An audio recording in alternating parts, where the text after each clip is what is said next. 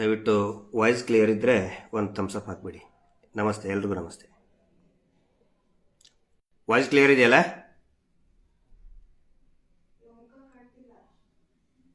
ಕಾಣ್ತಾ ಇಲ್ವಾ?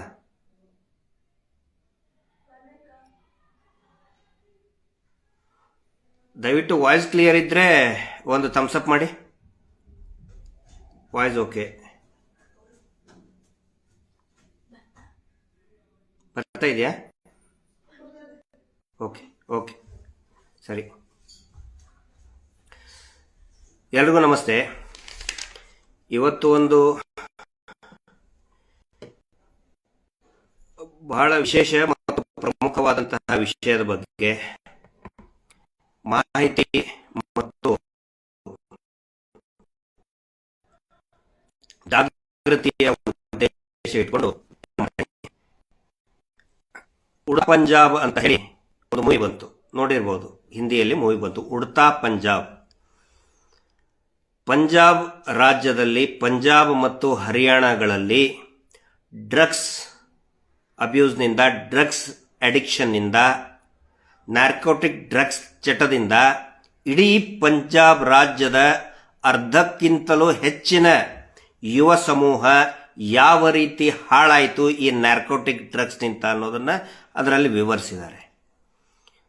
ಇಡೀ ದೇಶದಲ್ಲಿ ಅತಿ ಹೈಯೆಸ್ಟ್ ಡ್ರಗ್ನಿಂದ ಹಾಳಾದಂಥ ರಾಜ್ಯ ಅದು ಪಂಜಾಬ್ ಅಂತ ಎಲ್ರಿಗೂ ಕೂಡ ಗೊತ್ತಿದೆ. ಈಗ ನಾವು ಉಡತಾ ಪಂಜಾಬ್ ಡ್ರಗ್ಸ್ ಬಗ್ಗೆ ನಾವು ಮಾಹಿತಿ ತಗೋಬೇಕಾದ್ರೆ, ಯಾವ ರೀತಿ ಹಾಳಾಯಿತು ಅಂತ ನೋಡಬೇಕಾದ್ರೆ ಪಂಜಾಬಿಗೆ ಹೋಗುವಂತಹ ಅವಶ್ಯಕತೆ ಇಲ್ಲ. ಯಾಕೆ ಅಂತ ಹೇಳಿದರೆ, ನಮ್ಮ ಕರ್ನಾಟಕವು ಕೂಡ ಉಡತಾ ಕರ್ನಾಟಕ ಆಗುವಂತಹ ದಿನಗಳು ದೂರ ಇಲ್ಲ. ಇವತ್ತು ಈ ರಾಜ್ಯದ ಅನೇಕ ಶಹರಗಳಾಯಿತು, ತಾಲೂಕು ಪ್ರದೇಶಗಳಲ್ಲೂ ಕೂಡ ಈ ಡ್ರಗ್ಸ್ ದಂಧೆ ವಿಪರೀತ ಆಗಿದೆ. ಮೊನ್ನೆ ಚಳಿಗಾಲದ ಅಧಿವೇಶನದಲ್ಲಿ ಕರ್ನಾಟಕ ರಾಜ್ಯದ ಮಾನ್ಯ ಗೃಹ ಸಚಿವರು ಇದರ ಬಗ್ಗೆ ಏನು ಡಾಟಾ ಕೊಟ್ಟಿದ್ದಾರೆ ಅನ್ನೋದನ್ನ ನಿಮಗೆ ವಿವರಿಸ್ತಾ ಇದ್ದೀನಿ. 2025ರಲ್ಲಿ ಟೋಟಲ್ ಕೇಸ್ ರಿಜಿಸ್ಟರ್ ಆಗಿದ್ದು under NDPS act, narcotic drugs and psychotropic substance act ಅಂತ ಇದೆ. ಅದರ ಅಡಿಯಲ್ಲಿ ಇಡೀ ಕರ್ನಾಟಕದಲ್ಲಿ 5,900 ಪ್ರಕರಣಗಳು ದಾಖಲಾಗಿದೆ. ಅದರಲ್ಲಿ ಬರೀ ಬೆಂಗಳೂರಿನಲ್ಲಿ 1,099 ಕೇಸ್ಗಳು ಬೆಂಗಳೂರಿನಲ್ಲಾಗಿದೆ. ಮಂಗಳೂರಿನಲ್ಲಿ ನೆಕ್ಸ್ಟ್, ಬೆಂಗಳೂರು ಆಗಿ ನೆಕ್ಸ್ಟ್ ಇರೋದೇ ಮಂಗಳೂರಿನಲ್ಲಿ 634 ಕೇಸ್ಗಳು. ತದನಂತರ ಮೈಸೂರಿನಲ್ಲಿ 492 ಕೇಸ್ಗಳು ಮೈಸೂರಿನಲ್ಲಿ ಡ್ರಗ್ಸ್ ರಿಲೇಟೆಡ್ ಕೇಸ್ ಆಗಿದೆ. ಶಿವಮೊಗ್ಗದಲ್ಲಿ 420. ಅದಾದ ನಂತರ ಹುಬ್ಬಳ್ಳಿ, ಧಾರವಾಡ, ಬೆಳಗಾವಿ, ಕಲಬುರಗಿ, ದಾವಣಗೆರೆ ತಾಲೂಕು ಪ್ರದೇಶಗಳಲ್ಲಿ ಕೂಡ ಈ ಡ್ರಗ್ಸ್ ಹಾವಳಿ ವಿಪರೀತ ಅಂದ್ರೆ ವಿಪರೀತ ಆಗ್ತಾ ಇದೆ. ಎಲ್ಲಿವರೆಗೆ ಈ ಬೆಂಗಳೂರು, ಮಂಗಳೂರಿನಲ್ಲಿ ಪರಿಸ್ಥಿತಿ ಮೈಸೂರಿನಲ್ಲಿ ಬಂದಿದೆ ಅಂತ ಹೇಳಿದ್ರೆ, ಪ್ಯಾರೆಂಟ್ಸ್ಗಳಿಗೆ, ಪಾಲಕರಿಗೆ, ನಮ್ಮಂತಹ ಪಾಲಕರಿಗೆ, ಮಕ್ಕಳು ಇರುವಂತಹ ಪಾಲಕರಿಗೆ ಪರಿಸ್ಥಿತಿ ಎಲ್ಲಿಯವರೆಗೆ ಬಂದಿದೆ ಅಂತ ಹೇಳಿದ್ರೆ, ನಮ್ಮ ಮಕ್ಕಳು ಟಾಪರ್ಸ್ ಆಗಬೇಕು, ಆ ಕರಿಯರ್ ನೋಡಬೇಕು, ಇದು ಆಗೋಕ್ಕಿಂತ ಡ್ರಗ್ಸ್ ಚಟ ಇಲ್ಲದೇನೆ ನಮ್ಮ ಮಕ್ಕಳು ಬೆಳೆದು ಬಿಟ್ರೆ ಸಾಕಪ್ಪ ಅನ್ನೋ ಪರಿಸ್ಥಿತಿಯಲ್ಲಿ ನಾವು ಬಂದ್ಬಿಟ್ಟಿದ್ದೀವಿ. ಯಾಕೆ ಈ ರೀತಿ ಆಗ್ತಾ ಇದೆ ಅಂತ ಹೇಳಿದ್ರೆ, ನಮ್ಮ ರಾಜ್ಯದಲ್ಲಿ ಇಲ್ಲಿ ಇರತಕ್ಕಂತಹ ಪೊಲೀಸರಿಗೆ ಮತ್ತು ಏನು ಎಕ್ಸೈಸ್ ಡಿಪಾರ್ಟ್ಮೆಂಟ್ ಇದೆ, ಎಕ್ಸೈಸ್ ಡಿಪಾರ್ಟ್ಮೆಂಟ್ ನಲ್ಲಿನೇ ನಾರ್ಕೋಟಿಕ್ಸ್ ವಿಂಗ್ಸ್ ಅಂತ ಇರ್ತದೆ, ಅವರಿಗೆ ಯಾವುದೇ ವಿಶೇಷ ಆಸಕ್ತಿ ಇಲ್ಲ. ಮೊನ್ನೆ ತಾವು ನೋಡಿರಬಹುದು, ಬೆಂಗಳೂರಿನ ಸಂಪಿಗೆಹಳ್ಳಿ, ಕೊತನೂರು, ಇಲ್ಲಿ ಅಂದ್ರೆ ಬೆಂಗಳೂರಿನ ಹೊರ ವಲಯದಲ್ಲಿ ಇರತಕ್ಕಂಥ ಹಳ್ಳಿಗಳಲ್ಲಿ ಮಹಾರಾಷ್ಟ್ರದಿಂದ ಟಾಸ್ಕ್ ಫೋರ್ಸ್ನವರು ಬರ್ತಾರೆ, ಆಂಟಿ ನಾರ್ಕೋ ಟಾಸ್ಕ್ ಫೋರ್ಸ್ ಮಹಾರಾಷ್ಟ್ರದವರು ಬಂದು ರೇಡ್ ಮಾಡಿ ಅಲ್ಲಿ ಇರತಕ್ಕಂಥ ಸಿಂಥೆಟಿಕ್ ಫ್ಯಾಕ್ಟರಿಗಳನ್ನ, ಸಿಂಥೆಟಿಕ್ ಡ್ರಗ್ಸ್ ಫ್ಯಾಕ್ಟರಿಗಳನ್ನ ಸೀಸ್ ಮಾಡ್ತಾರೆ, ಅರೆಸ್ಟ್ ಮಾಡ್ತಾರೆ. ಆದರೆ ಬೆಂಗಳೂರಿನಲ್ಲಿರತಕ್ಕಂತಹ ಆ ವ್ಯಾಪ್ತಿಯ ಜ್ಯೂರಿಸ್ಡಿಕ್ಷನ್ ಪೊಲೀಸರಿಗೆ ಇದು ಗೊತ್ತೇ ಆಗುವುದಿಲ್ಲ. ಇಲ್ಲಿ ಡ್ರಗ್ಸ್ ಫ್ಯಾಕ್ಟರಿ ನಡೀತಾ ಇದ್ದಾರೆ, ಅಕ್ರಮ ದಂಧೆ ನಡೀತಾ ಇದೆ ಅಂತ ಬೆಂಗಳೂರು ಪೊಲೀಸರಿಗೆ ಗೊತ್ತೇ ಆಗುವುದಿಲ್ಲ. ಯಾಕೆ ಹಿಂಗಾಗ್ತಾ ಇದೆ ಅಂತ ಹೇಳಿದ್ರೆ, ನಾನು ಪೊಲೀಸ್ ಡಿಪಾರ್ಟ್ಮೆಂಟ್ನಲ್ಲಿ ಇದ್ದಾಗ ಅವಾಗ ಒಂದು 20 ವರ್ಷದ ಹಿಂದೆ ಈ ಎಕ್ಸೈಸ್ ಡಿಪಾರ್ಟ್ಮೆಂಟ್ನವರು ಪ್ರತಿ ಸ್ಟೇಷನ್ಗೆ ಮಾಮೂಲಿ ಕೊಡ್ತಾ ಇದ್ರು, ಮಂತ್ಲಿ ಕೊಡ್ತಾ ಇದ್ರು, ಪ್ರತಿ ಸ್ಟೇಷನ್ಗೆ ಮಂತ್ಲಿ. ಯಾಕಂದ್ರೆ ಅಲ್ಲಿ ಥರ್ಡ್ಸ್ ಆಗಲಿ ಮತ್ತೆ ಈ ಸರಾಯಿ ಪ್ಲಾಸ್ಟಿಕ್ ಅಲ್ಲಿ ಪಾಕೆಟ್ ಅಲ್ಲಿ ಸರಾಯಿ ಬರ್ತಿತ್ತು. ಥರ್ಡ್ಸ್ಗೋಸ್ಕರ ಪ್ರತಿ ಸ್ಟೇಷನ್ಗೆ ಮಂತ್ಲಿ ಕೊಡ್ತಾ ಇದ್ರು, ಪ್ರತಿ ಸ್ಟೇಷನ್ಗೆ ಎಕ್ಸೈಸ್ ಕಾಂಟ್ರಾಕ್ಟರ್ ಕೊಡ್ತಾ ಇದ್ರು. ಈಗ ಅದು ನಿಂತು ಹೋಗಿದೆ, ನಿಂತು ಬಹಳ ವರ್ಷ ಆಯಿತು. ಆದರೆ ಅತ್ಯಂತ ಭಯಾನಕ ಪರಿಸ್ಥಿತಿ ಅಂದ್ರೆ ಇವತ್ತು ಆಲ್ಮೋಸ್ಟ್ ಪೊಲೀಸ್ ಸ್ಟೇಷನ್ಗಳಿಗೆ ಈ ಡ್ರಗ್ಸ್ ಪೆಡ್ಲರ್ಗಳು ಮಂತ್ಲಿ ಕೊಡುವಂತಹ ಒಂದು ಭಯಾನಕ ಸ್ಥಿತಿ ಇದೆ. ಸ್ಟೇಷನ್ಗಳು ಕೂಡ ಇದರಲ್ಲಿ ಶಾಮೀಲಾಗಿದೆ.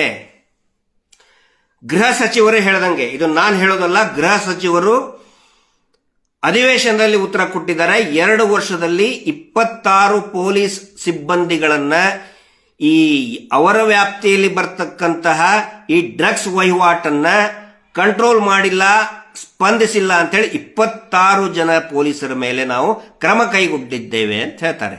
ಆದರೆ 26 ಬಹಳ ಕಡಿಮೆ ಸಂಖ್ಯೆ ಆಯಿತು. ಮಹಾರಾಷ್ಟ್ರದಿಂದ ಬಂದು ಇಲ್ಲಿ ಅರೆಸ್ಟ್ ಮಾಡ್ತಾರೆ, ಇಲ್ಲಿ ಪೊಲೀಸರಿಗೆ ಗೊತ್ತಾಗೋದಿಲ್ಲ.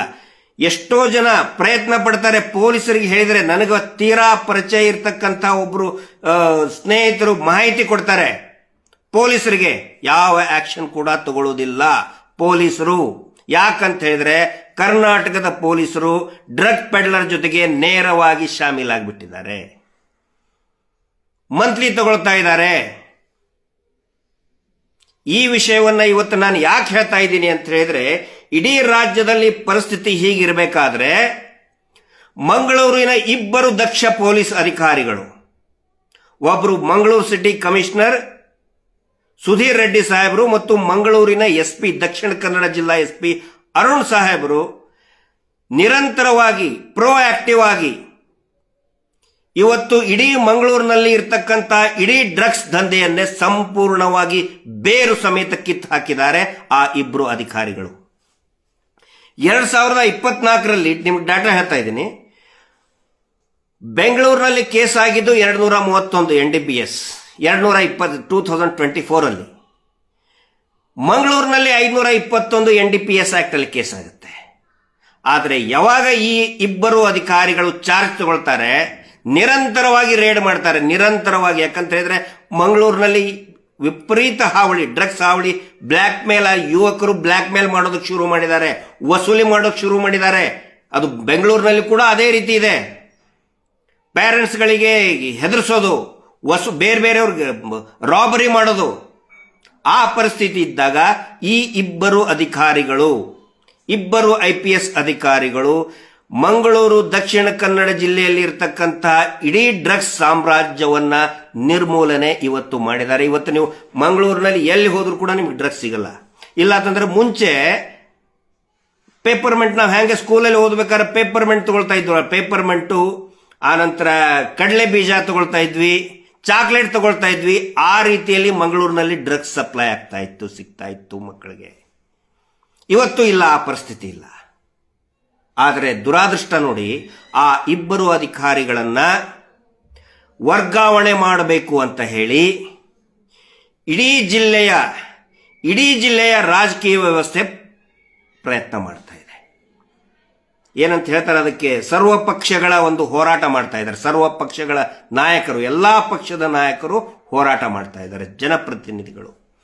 ಅಷ್ಟೇ ಅಲ್ಲ, ಕಿರಿಯ ಅಧಿಕಾರಿಗಳು ಕೂಡ. ಯಾಕಂತ ಹೇಳಿದ್ರೆ ಒಬ್ಬ ನಿಷ್ಠಾವಂತ ಅಧಿಕಾರಿ ಇದ್ರೆ ವೈರಿ ಆಗೋದು ಅದೇ ಇಲಾಖೆಯ ಅಧಿಕಾರಿಗಳೇ, ಅದೇ ಇಲಾಖೆಯ ಸಿಬ್ಬಂದಿಗಳೇ ವೈರಿಗಳಾಗ್ತಾರೆ. ನಾನು ವಿನಂತಿ ಮಾಡಿಕೊಳ್ಳೋದು, ದಕ್ಷಿಣ ಕನ್ನಡ ಜಿಲ್ಲೆಯವರಿಗೆ ದಯವಿಟ್ಟು ಅಂತಹ ಅಧಿಕಾರಿಗಳನ್ನು ಉಳಿಸ್ಕೊಳ್ಳಿ. ಇವತ್ತು ನಮ್ಮನ್ನ ಕಾಪಾಡೋದು ಜನಪ್ರತಿನಿಧಿಗಳಲ್ಲ. ಇವತ್ತಿನ ರಾಜಕೀಯ ವ್ಯವಸ್ಥೆಯಲ್ಲಿ ಜನಪ್ರತಿನಿಧಿಗಳು ಜನಸಾಮಾನ್ಯರ ಸಲುವಾಗಿ ಯಾವ ಕೆಲಸನೂ ಮಾಡ್ತಾ ಇಲ್ಲ. ಅವ್ರಿಗೆ ಏನಂತ ಹೇಳಿದ್ರೆ ಇಲೆಕ್ಷನ್ನಿಗೆ ಹೆಂಗೆ ದುಡ್ಡು ಸಂಪಾದನೆ ಮಾಡಬೇಕು, ಯಾರು ದುಡ್ಡು ಕೊಟ್ಟರು ತಗೊಳ್ತಾರೋ. ಆದರೆ ಇಂತಹ ಅಧಿಕಾರಿಗಳು SP ಅರುಣ್ ಕುಮಾರ್ ಸಾಹೇಬ್ರಂತವರು, ಸುಧೀರ್ ರೆಡ್ಡಿ ಸಾಹೇಬ್ರಂತವರು, ಅವರೇ ನಿಜವಾದ ಈ ಸಮಾಜದ ಆಸ್ತಿ. ಅದರ ಸಲುವಾಗಿ ನಾನು ಈ ರಾಜ್ಯದ ಪ್ರತಿಯೊಬ್ಬ ಜನಸಾಮಾನ್ಯರಿಗೂ ನಾನು ವಿನಂತಿ ಮಾಡ್ಕೊಳ್ತಾ ಇದ್ದೀನಿ, ನಿಮ್ಮ ಸೋಷಿಯಲ್ ಮೀಡಿಯಾದಲ್ಲಿ ಇಂತಹ ಅಧಿಕಾರಿಗಳ ಪರವಾಗಿ ಬೆಂಬಲ ಸೂಚಿಸಿ ಈ ರಾಜ್ಯದ ಗೃಹ ಸಚಿವರಿಗೆ, ಮುಖ್ಯಮಂತ್ರಿಗಳಿಗೆ ಪತ್ರವನ್ನು ಬರೀರಿ ಅಥವಾ ನೀವು ಮಾತಾಡಿ ಅವರಿಗೆ ಟ್ಯಾಗ್ ಮಾಡಿ. ಯಾಕಂತ ಹೇಳಿದ್ರೆ ನಾವು ಇಷ್ಟು ಜನಸಾಮಾನ್ಯರು, ಈ ರಾಜ್ಯದ ಜನಸಾಮಾನ್ಯರು ಇನ್ಸೆನ್ಸಿಟಿವ್ ಆಗಿದ್ದೀವಿ ಅಂತ ಹೇಳಿದ್ರೆ, ಪ್ರಜ್ಞಾಶೂನ್ಯರು ಆಗಿದ್ದೀವಿ ಅಂತ ಹೇಳಿದ್ರೆ, ಒಬ್ಬ ಅದೇ ಪೊಲೀಸ್ ಯೂನಿಫಾರ್ಮ್ ಅನ್ನ ಒಬ್ಬ ಸಿನಿಮಾ ಆಕ್ಟರ್, ಸಿನಿಮಾ ಹೀರೋ ಅದನ್ನ ಹಾಕೊಂಡು 4 ಡೈಲಾಗ್ ಬಿಟ್ರೆ ಆ ಹೀರೋನ ದೊಡ್ಡ ಫೋಟೋ ಹಾಕಿ ಅವನ ವೈಭವೀಕರಿಸ್ತೀವಿ ನಾವು. ಅವನ ಬರ್ತ್ಡೇ ಮಾಡೋದೇನು, ಅವನ ರೀಲ್ಸ್ ಮಾಡೋದೇನು. ಆದರೆ ಅದೇ ಪೊಲೀಸ್ ಅಧಿಕಾರಿ, ನಿಜವಾದ ನೈಜ ಪೊಲೀಸ್ ಅಧಿಕಾರಿ, ಒಬ್ಬ ಹೀರೋ ಆಗಿ ಜನಸಾಮಾನ್ಯರ ರಕ್ಷಣೆಗೆ ಬಂದಾಗ ಅವರ ಪರವಾಗಿ ನಾವು ಮಾತಾಡೋನ್ನೇ ಬಿಟ್ಟುಬಿಟ್ಟಿದ್ದೀವಿ. ಗಡಿ ಭಾಗದಲ್ಲಿ ಸೈನಿಕರು ಹೋರಾಟ ಮಾಡಿ ಶಹೀದ್ ಆದ್ರೆ ಅವ್ರ ಬಗ್ಗೆ ನಾವು ಮಾತಾಡಲ್ಲ. ಆದ್ರೆ ಅದೇ ಯೂನಿಫಾರ್ಮ್ ಹಾಕೊಂಡು ಒಬ್ಬ ಫಿಲ್ಮ್ ಆಕ್ಟರ್ ಬಗ್ಗೆ ನಾವು ಬಹಳ ದೊಡ್ಡದಾಗಿ ವೈಭವೀಕರಿಸ್ತೀವಿ. ಯಾಕಂತ ಹೇಳಿದ್ರೆ ನಾವು ಸಾಮಾನ್ಯರು ಪ್ರಜ್ಞಾಶೂನ್ಯರಾಗ್ಬಿಟ್ಟಿದೀವಿ, ನಾವು ಪ್ರಜ್ಞಾಹೀನರಾಗ್ಬಿಟ್ಟಿದೀವಿ. ನಾವು ಬರೀ ಎಂಟರ್ಟೈನ್ಮೆಂಟ್ ಪ್ರೋಗ್ರಾಮು ನೀವು ನೋಡ್ರಿ ಸೋಷಿಯಲ್ ಮೀಡಿಯಾದಲ್ಲಿ, ಟಿವಿ ಚಾನೆಲ್ಗಳಲ್ಲಿ ಡ್ರಗ್ ಪೆಡ್ಲಿಂಗ್ ಬಗ್ಗೆ ಏನಾದರೂ ಸ್ಪೆಷಲ್ ಸ್ಟೋರಿ ಮಾಡಿದ್ ನೋಡಿದ್ರೆ ನೀವು? ದೊಡ್ಡ ದೊಡ್ಡ ಚಾನೆಲ್ಗಳು ಖಂಡಿತ ಮಾಡೋದಿಲ್ಲ. ಅವರು ಕೂಡ ಪ್ರಜ್ಞಾಶೂನ್ಯರಾಗ್ಬಿಟ್ಟಿದ್ದಾರೆ. ಅದರ ಸಲುವಾಗಿ ನಾನು ವಿನಂತಿ ಮಾಡ್ಕೊಳ್ಳೋದು, ದಯವಿಟ್ಟು ನೋಡಿ, ಒಬ್ಬ ಕರಪ್ಟ್ ಆಫೀಸರ್ ಇದ್ದಾಗ ನಾವು ಟೀಕೆ ಮಾಡ್ತೀವಿ. ಆದರೆ ಅದೇ ಒಳ್ಳೆಯ ಅಧಿಕಾರಿಗಳು, SP ಇರ್ಬೋದು, ಕಮಿಷನರ್ ಇರ್ಬೋದು, PSI ಇರ್ಬೋದು, ಕಾನ್ಸ್ಟೇಬಲ್ಗಳಿರ್ಬೋದು, ಒಳ್ಳೆಯ ಅಧಿಕಾರಿಗಳು ಕೂಡ ಅವರಿದ್ದಾರೆ. ಒಳ್ಳೆಯ ಇನ್ಸ್ಪೆಕ್ಟರ್ ಇದ್ರೆ ನಮ್ಮ ಸ್ಟೇಷನ್, ಅವ್ರ ಪರವಾಗಿ ನಾವು ಮಾತಾಡೋಣ. ಒಳ್ಳೆ ಸಬ್ ಇನ್ಸ್ಪೆಕ್ಟರ್ ಇದ್ರೆ ಮಾತಾಡಲ್ಲ. ಅದೇ ಒಬ್ಬ ಸಿನಿಮಾ ಆಕ್ಟರ್ ಇದ್ರೆ ಅವನ ಬಗ್ಗೆ ಭಯಂಕರವಾಗಿ ವೈಭವೀಕರಿಸ್ತೀವಿ. ಅದಕ್ಕೆ ನಾನು ಹೇಳೋದು, ದಯವಿಟ್ಟು ಜಾಗೃತರಾಗಿ. ಈ ರಾಜ್ಯದಲ್ಲಿ ಮೊನ್ನೆ ಸರ್ವೆ ಮಾಡಿದ್ದು, NCB ಸರ್ವೆ ಮಾಡಿದ್ದು, ಕರ್ನಾಟಕದಲ್ಲಿ 5 ಲಕ್ಷ ಜನ ಅಡಿಕ್ಟ್ ಇದ್ದಾರೆ. ಈ ಹೊತ್ತಿಗೆ ಎಂಡ್ ಆಫ್ 2025 ಡಿಸೆಂಬರ್ ವರೆಗೆ ಕರ್ನಾಟಕದಲ್ಲಿ 5 ಲಕ್ಷ ಜನ ಯುವಕರು ಡ್ರಗ್ಸ್ಗೆ ಅಡಿಕ್ಟ್ ಆಗಿದ್ದಾರೆ. ಇದೇ ಪರಿಸ್ಥಿತಿ ಮುಂದುವರೆದ್ರೆ ಬರುವ ದಿನಗಳಲ್ಲಿ 5 ಲಕ್ಷ ಇದ್ದಿದ್ದು 50 ಲಕ್ಷ ಆಗುತ್ತೆ, ಕೋಟಿ ಆಗುತ್ತೆ, 2 ಕೋಟಿ ಆಗುತ್ತೆ. ಇಡೀ ಯುವ ಸಮೂಹನೇ ಇರುವುದಿಲ್ಲ. ನೀವು ಪಂಜಾಬ್, ಹರಿಯಾಣ ಮತ್ತು ನಾರ್ತ್ ಈಸ್ಟ್ ಸ್ಟೇಟ್, ಆಸಾಮಿಗೆ ಹೋಗಿ, ನಾನು ಹೋಗಿದ್ದೀನಿ. ಅಲ್ಲಿ ಒಂದೊಂದು ಗಲ್ಲಿಯಲ್ಲಿನೂ ಕೂಡ 2 ನಶಾಮುಕ್ತಿ ಕೇಂದ್ರಗಳಿದೆ. ಎಲ್ಲಿ ಹೋದ್ರು ನಶಾಮುಕ್ತಿ ಕೇಂದ್ರ, ಡಿ ಅಡಿಕ್ಷನ್ ಸೆಂಟರ್. ಅಲ್ಲಿ ಇರೋರು ಎಲ್ಲ ಯುವಕರೇ ಪೇಷಂಟ್ ತರ ಉರುಳಾಡ್ತಾ ಇರ್ತಾರೆ, ನರಳಾಡ್ತಾ ಇರ್ತಾರೆ, ನರಕದಲ್ಲಿರ್ತಾರೆ, ಕೂಗಾಡ್ತಾರೆ, ಕಿರ್ಚಾಡ್ತಾ ಇರ್ತಾರೆ ಅವರು. ನಾವು ಸುಮ್ಮನೆ ಇದ್ರೆ, ಜನಸಾಮಾನ್ಯರು ಇದೇನು ಬಿಡು ಅಂತ ಹೇಳ್ಬಿಟ್ರೆ ನಮ್ಮ ಮಕ್ಕಳಿಗೂ ಅದೇ ಗತಿ ಆಗುತ್ತೆ.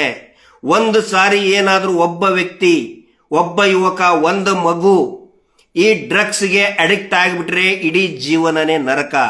18-20 ವರ್ಷ ಇವತ್ತು ಶಾಲೆಯಲ್ಲಿಯೂ ಕೂಡ ಡ್ರಗ್ ಅಡಿಕ್ಟ್ಸ್ ಇದ್ದಾರೆ. ಈ ರಾಜ್ಯದ ಯುವ ಸಮೂಹ ಸಂಪೂರ್ಣವಾಗಿ ನಾಶ ಆಗಿ ಹೋಗ್ಬಿಡ್ತದೆ.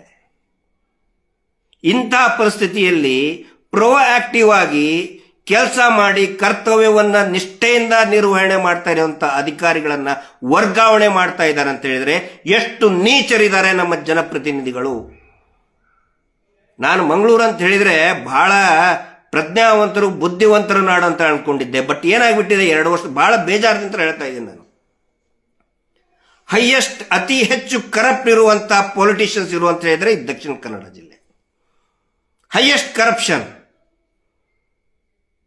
ಏನು ಇಲೆಕ್ಷನ್ ಬಂದ ಮೇಲೆ ಒಂದು 3 ತಿಂಗಳ, 4 ತಿಂಗಳ, 6 ತಿಂಗಳಿದ್ದಾಗ ಒಂದು ಕೋಮು ಗಲಭೆ ಎಬ್ಬಿಸ್ಬಿಡುದು. ಹಿಂದೂ ಮುಸ್ಲಿಂ ಅಥವಾ ಹಿಂದೂ ಕ್ರಿಶ್ಚಿಯನ್, ಹಿಜಾಬು ಹಲಾಲು ಎಬ್ಬಿಸ್ಬಿಟ್ರೆ ಮುಗಿದೋಯ್ತು, ಇಲೆಕ್ಷನ್ ಮುಗಿದು ಹೋಗ್ಬಿಡ್ತು. ಇವತ್ತು ಮಂಗಳೂರಿನಲ್ಲಿ ನೋಡಿ, ಈ ಅಧಿಕಾರಿಗಳು ಬಂದ ಮೇಲೆ ಇಬ್ಬರು ನಾನು ಗಮನಿಸ್ತಾ ಇದ್ದೀನಿ, ಅಕ್ರಮ ಕಸಾಯಿಖಾನೆ ಎಲ್ಲೂ ಇಲ್ಲವೇ ಇಲ್ಲ. ಅಲ್ಲಿರ್ತಕ್ಕಂತಹ ಬಿಜೆಪಿ ನಾಯಕರಿಗೆ ನಾನು ಕೇಳ್ತಾ ಇದ್ದೇನೆ, ನೀವು ಅಧಿಕಾರದಲ್ಲಿದ್ದಾಗ ಒಂದೇ ಒಂದು ಅಕ್ರಮ ಕಸಾಯಿಖಾನೆಯನ್ನು ಬಂದ್ ಮಾಡಿದ್ರಾ? ಮಾಡಲಿಲ್ಲ. ಅಕ್ರಮ ಜೂಜು ಅಡ್ಡಿಗಳು ಇವತ್ತು ಇಡೀ ದಕ್ಷಿಣ ಕನ್ನಡ ಜಿಲ್ಲೆಯಲ್ಲಿ ಇಲ್ಲವೇ ಇಲ್ಲ.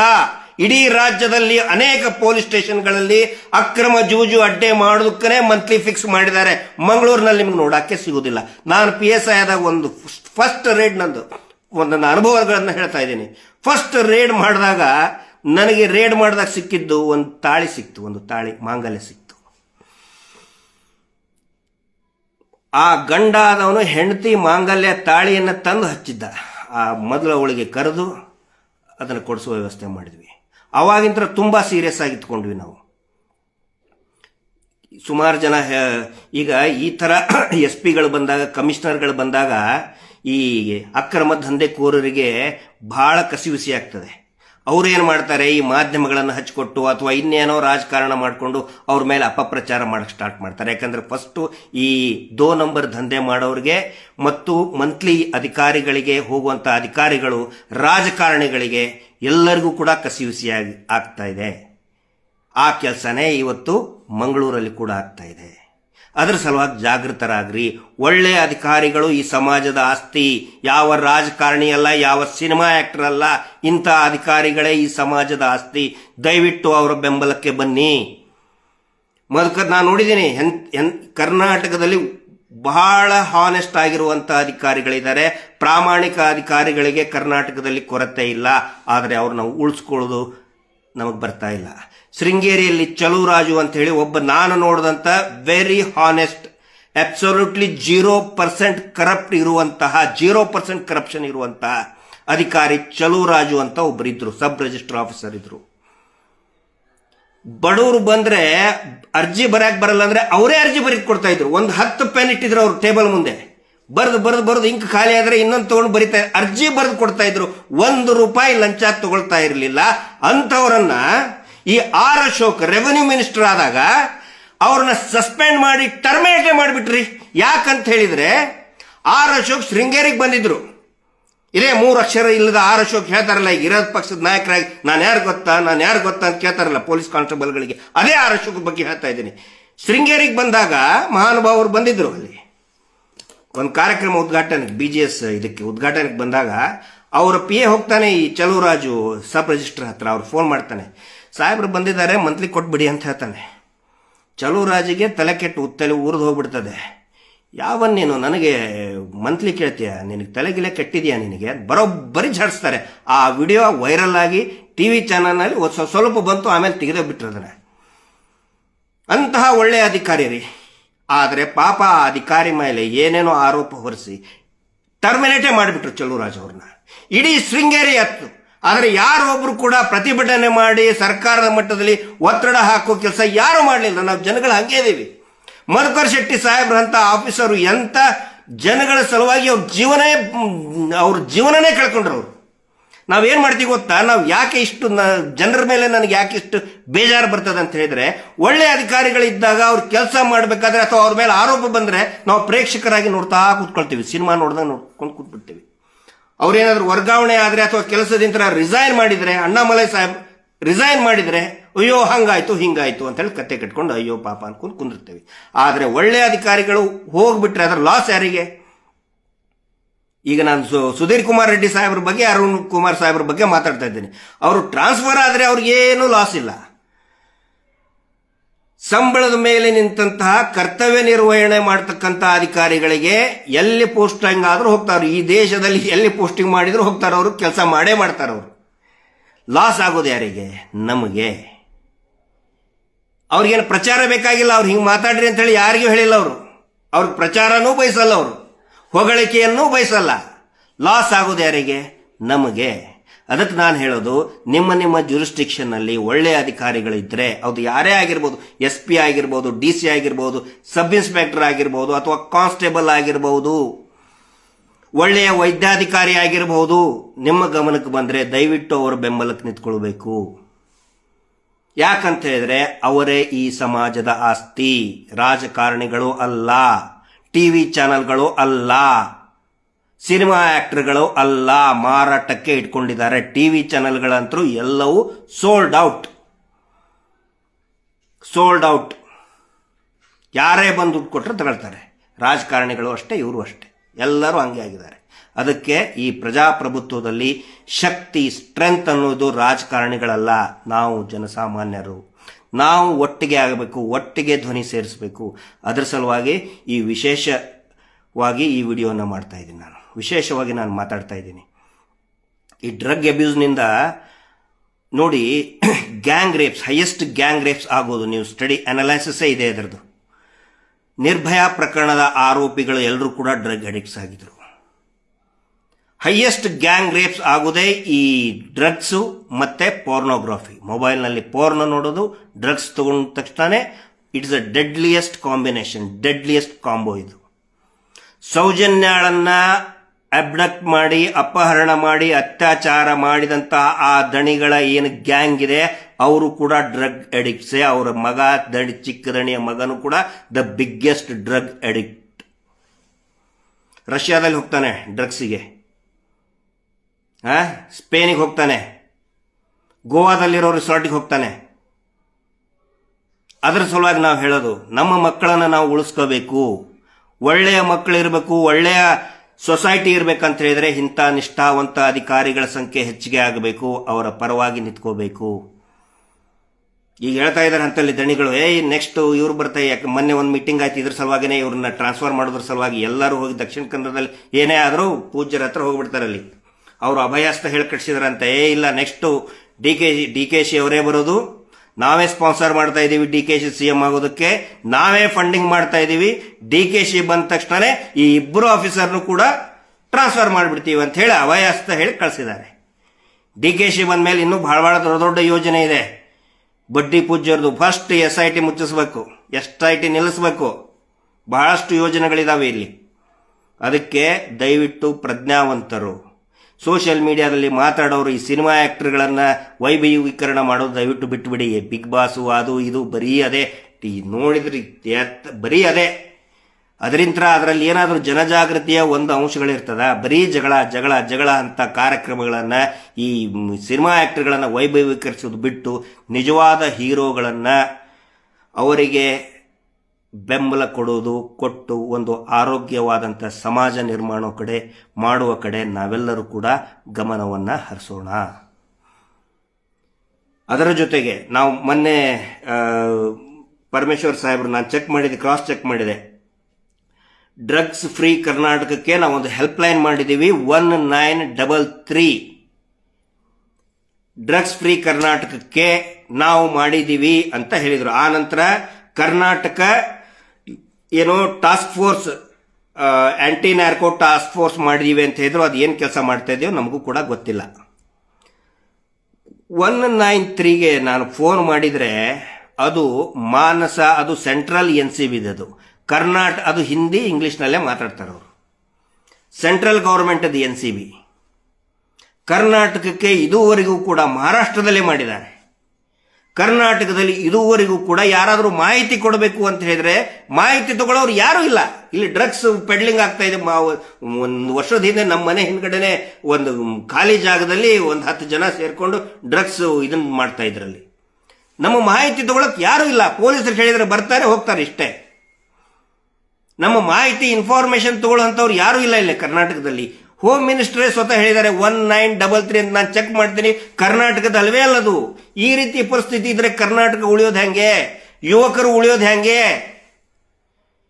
ನಿಮ್ಗೆ ಅನಿಸಬಹುದು ಇದೇನು ಇರ್ಲಿಕ್ಕಿಲ್ಲ ಬಿಡ ಅಂತ ಹೇಳಿ. ಆದ್ರೆ ನೋಡಿ, ಇದೇ ಪರಿಸ್ಥಿತಿ ಇದ್ರೆ 5 ವರ್ಷದಲ್ಲಿ ಅತಿ ಹೆಚ್ಚು, ಇಡೀ ಭಾರತದಲ್ಲಿ ಅತಿ ಹೆಚ್ಚು ಡ್ರಗ್ ಅಡಿಕ್ಟ್ ಸ್ಟೇಟ್ ಆಗುತ್ತೆ. ದಯವಿಟ್ಟು ಎಲ್ಲರೂ ಕೂಡ ಜಾಗೃತರಾಗ್ರಿ. ಇಲ್ಲ ಅಂತ ಹೇಳಿದ್ರೆ ಏನಾಗುತ್ತೆ, ಅಕಸ್ಮಾತ್ ಏನಾದ್ರು ಇದ್ರೆ, ನಾನು ದಕ್ಷಿಣ ಕನ್ನಡ ಇಷ್ಟೇ ಅಲ್ಲ ಇಡೀ ರಾಜ್ಯಕ್ಕೆ ಹೇಳ್ತಾ ಇದ್ದೀನಿ, ದಯವಿಟ್ಟು ಈಗಿಂತನೇ ಇದ್ರ ವಿರುದ್ಧ ನಾವು ಧ್ವನಿ ಎತ್ತಬೇಕು. ನಿಮ್ಮ ಶಾಸಕರಿಗೆ ಹೇಳಿ, ನಿಮ್ಮ ವ್ಯಾಪ್ತಿಯ ಶಾಸಕರಿಗೆ ಹೇಳಿ, ಬರುವಂತ ಚುನಾವಣೆಯಲ್ಲಿ ಕೂಡ ಅದೊಂದು ಅಜೆಂಡಾ ಆಗಬೇಕು. ಒಂದು ಅತ್ಯಾಚಾರ ಮುಕ್ತ, ಇನ್ನೊಂದು ಡ್ರಗ್ಸ್ ಮುಕ್ತ. ಯಾಕಂದ್ರೆ ಎರಡು ಕೂಡ ಒಂದಕ್ಕೊಂದು ಕ್ಲೋಸ್ ಕಾಂಬೋ, ಇವು ಕಾಂಬಿನೇಷನ್ ಇವು.